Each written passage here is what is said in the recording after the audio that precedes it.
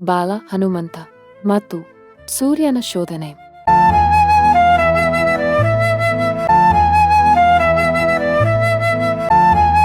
ಏಕಕಾಲದಲ್ಲಿ ಕಿಷ್ಕಿಂಧೆಯ ಪರ್ವತ ಪ್ರದೇಶದಲ್ಲಿ ವಾಯುದೇವನ ಆಶೀರ್ವಾದದಿಂದ ಜನಿಸಿದ ಅನೇಕ ಶಕ್ತಿಗಳನ್ನು ಹೊಂದಿದ್ದ ಒಂದು ದೇವದೂತರಂತೆ ಬಾಲಕ ಹುಟ್ಟಿದನು. ಅವನೇ ಆಂಜನೇಯ ಹನುಮಂತನು.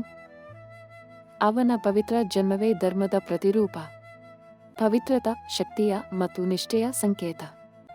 ಒಂದು ದಿನ ಮುಂಜಾನೆ ಚಿಕ್ಕ ಹನುಮಂತನು ಅಮ್ಮ ಅಂಜನಾದೇವಿಯ ಹತ್ತಿರ ಮಲಗಿದ್ದ. ಆ ಸಮಯದಲ್ಲಿ ಆಕಾಶದಲ್ಲಿ ಅಪ್ರತಿಮ ಕಿರಣಗಳಿಂದ ಕಂಗೊಳಿಸುತ್ತಿರುವ ಸೂರ್ಯೋದಯವನ್ನು ಕಂಡ. ಅವನಿಗೆ ಸೂರ್ಯನ ತೇಜಸ್ಸು ಒಂದು ಸಿಹಿ ಹಣ್ಣಾಗಿ ಕಾಣಿಸಿಕೊಂಡಿತು. ಅವನು ನೋಡುತ್ತಿದ್ದಂತೆಯೇ ಆಕಾಶಕ್ಕೆ ಹಾರಿದನು. ಅದು ಮಾವಿನ ಹಣ್ಣಲ್ಲವೇ? ನಾನು ಹಿಡಿದು ತಿನ್ನಲೇಬೇಕು.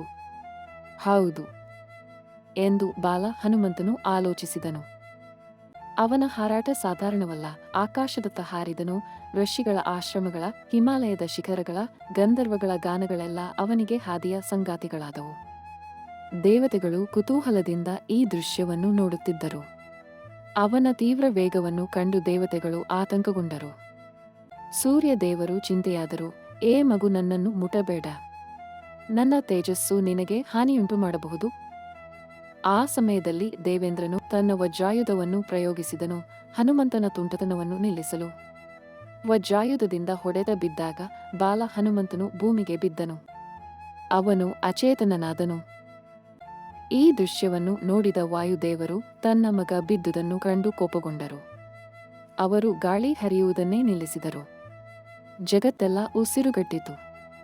ಜೀವಿಗಳು ಉಸಿರಾಡಲಾರದೆ ತೊಂದರೆ ಅನುಭವಿಸಿದರು. ಆಗ ಎಲ್ಲಾ ದೇವತೆಗಳು ಒಂದಾಗಿ ಬಂದರು, ಕ್ಷಮೆ ಯಾಚಿಸಿದರು. ಬ್ರಹ್ಮದೇವನು, ವಿಷ್ಣುವು, ಮಹಾದೇವನವರು ಆಗ ಹನುಮಂತನ ಬಳಿಗೆ ಬಂದು ಆಶೀರ್ವಾದ ನೀಡಿದರು. ಬ್ರಹ್ಮನು, ನೀನು ಯಾವಸ್ಥೆಯಲ್ಲಿಯೂ ಮೃತ್ಯುವಿಗೆ ಒಳಗಾಗಲಾರೆ. ಇಂದ್ರನು ಕ್ಷಮೆಪಟ್ಟು ಹೇಳಿದರು, ನಿನ್ನ ದೇಹ ಶಕ್ತಿದಾಯಕವಾಗಿರುವುದು ನನ್ನ ವಜ್ರದ ತಾಕತ್ತಿಗೂ ಮೀರಿ.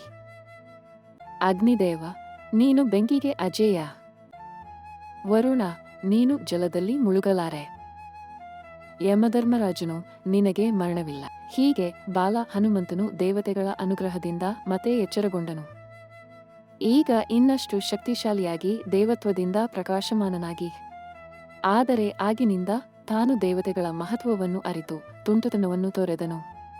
ಅವನು ನಿಶ್ಚಯಿಸಿದ, ನಾನು ರಾಮನ ಸೇವಕನಾಗಿ ಬದುಕಬೇಕು ಎಂದು. ದಯವಿಟ್ಟು ಕನ್ನಡತಿ ಎಡಿಟ್ಸ್ ಯೂಟ್ಯೂಬ್ ಚಾನಲ್ನ ಸಬ್ಸ್ಕ್ರೈಬ್ ಮಾಡಿ ಮತ್ತು ಲೈಕ್, ಶೇರ್, ಕಾಮೆಂಟ್ ಮಾಡಿ. ಮತ್ತೆ ಮುಂದಿನ ಕಥೆಯೊಂದಿಗೆ ಸಿಗೋಣ ಅಂತ ಹೇಳ್ತಾ ಈ ವಿಡಿಯೋ ಮುಗಿಸ್ತಾ ಇದ್ದೀನಿ. ಧನ್ಯವಾದಗಳು.